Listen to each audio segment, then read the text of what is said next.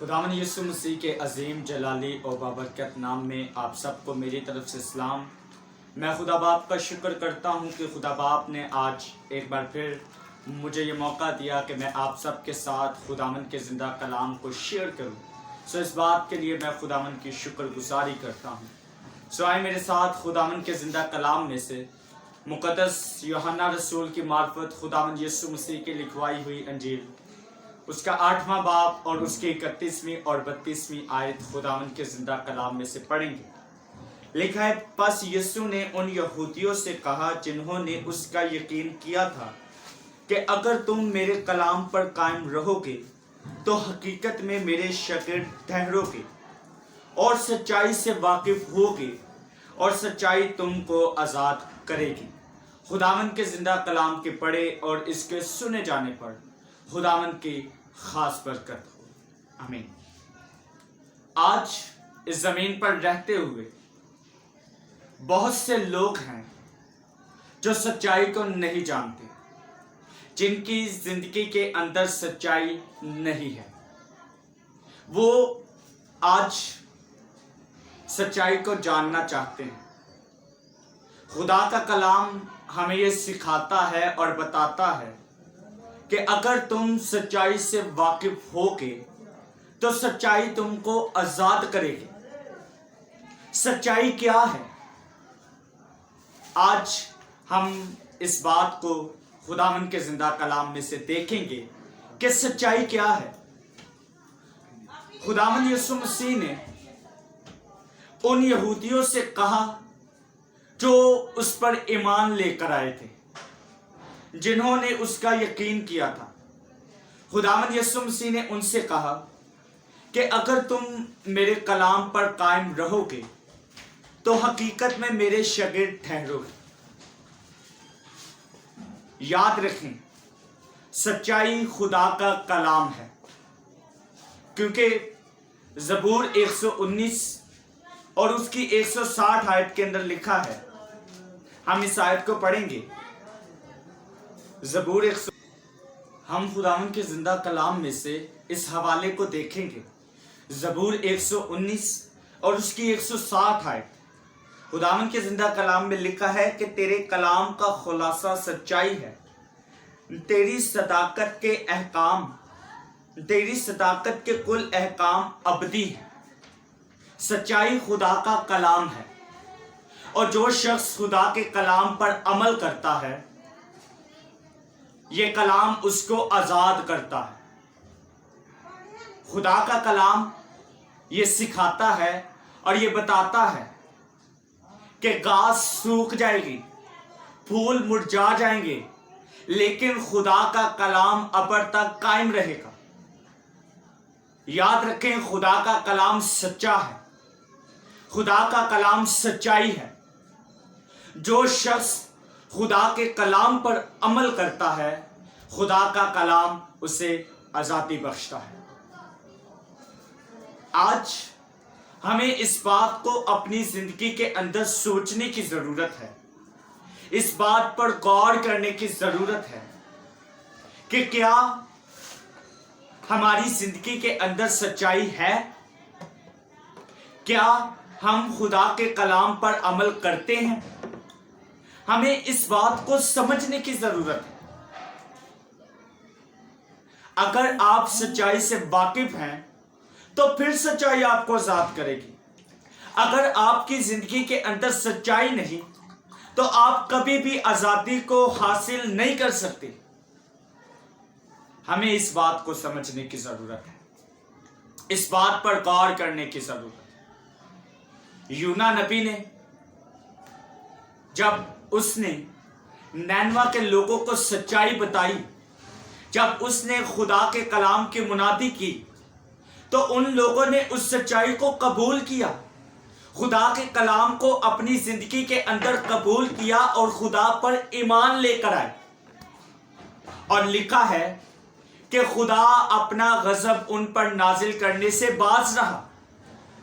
जब हम सच्चाई को अपनी जिंदगी के अंदर कबूल कर लेते हैं, जब हम खुदा के कलाम पर ईमान ले आते हैं, खुदा पर ईमान ले आते हैं, تو پھر خدا اپنے غضب کو ہماری زندگیوں پر نازل کرنے سے باز رہتا ہے۔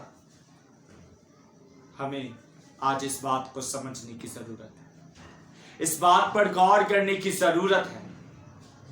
سچائی یہ ہے کہ آج اس زمین پر رہتے ہوئے ہم ایک دوسرے سے محبت نہیں کرتے۔ سچائی یہ ہے کہ ہم ایک دوسرے کو معاف نہیں کرتے۔ سچائی یہ ہے کہ ہم ایک دوسرے کی تابعداری نہیں کرتے۔ سچائی یہ ہے کہ ہم ایک دوسرے کو معاف نہیں کرتے۔ لیکن خدا کا کلام ہمیں یہ سکھاتا ہے کہ ایک دوسرے کو معاف کرو۔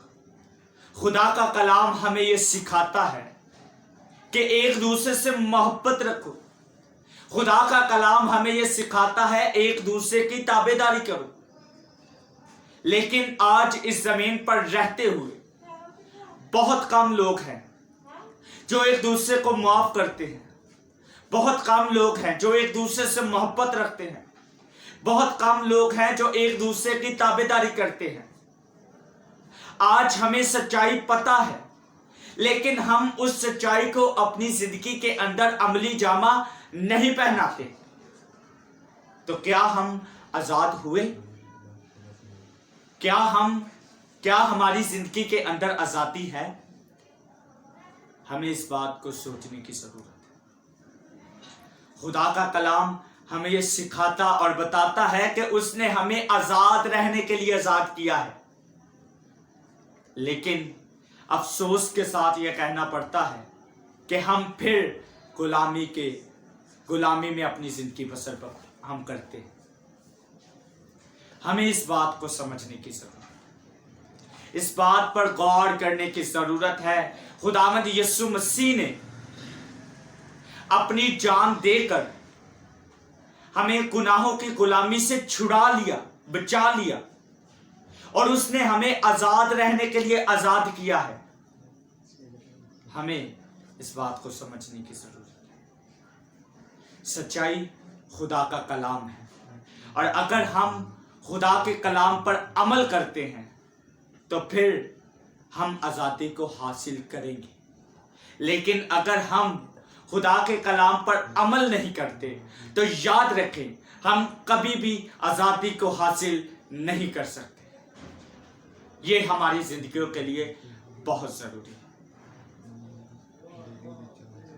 یہی کلام یوحنا کی انجیل کے اندر لکھا ہے کہ ابتدا میں کلام تھا اور کلام خدا کے ساتھ تھا اور کلام خدا تھا، اور یہی کلام فضل اور سچائی سے معمور ہو کے ہمارے درمیان رہا، اور ہم نے اس کا ایسا جلال دیکھا جیسا باپ کے اکلوتے کا جلال۔ سچائی خداوند یسوع مسیح ہے۔ سچائی یہ ہے کہ خداوند یسوع مسیح نے میرے لیے اور آپ کے لیے اپنی جان دی۔ یہ سچائی ہے کہ اس نے میرے لیے اور آپ کے لیے اپنے ہاتھوں اور پیروں میں کیل لگوا لی، اپنی پسلی میں نیزہ لگوا لیا، اپنے سر پر کانٹوں کا تاج پہن لیا، اپنے پاک لہو کو بہا دیا۔ یہ سچائی ہے۔ آج کوئی شخص کسی دوسرے شخص کے لیے اپنی جان نہیں دیتا، لیکن خداوند یسوع مسیح نے میرے لیے اور آپ کے لیے اپنی جان دے دی۔ یہ سچائی ہے۔ جب آپ اس سچائی پر ایمان لے آئیں گے تو پھر یہ سچائی آپ کو آزاد کرے گی۔ آپ حقیقی آزادی کو حاصل کریں گے۔ آج اس بات کو سمجھنے کی ضرورت ہے۔ اعمال کی کتاب کے اندر جب 120 لوگوں کی جماعت کے اوپر روح القدس نازل ہوا تو لکھا ہے کہ پطرس رسول نے روح القدس سے معمور ہو کر ان لوگوں سے کہا، ان لوگوں کے سامنے سچائی کو بیان کیا۔ ہم اس بات کو پڑھیں گے، اعمال اس کا 2 باب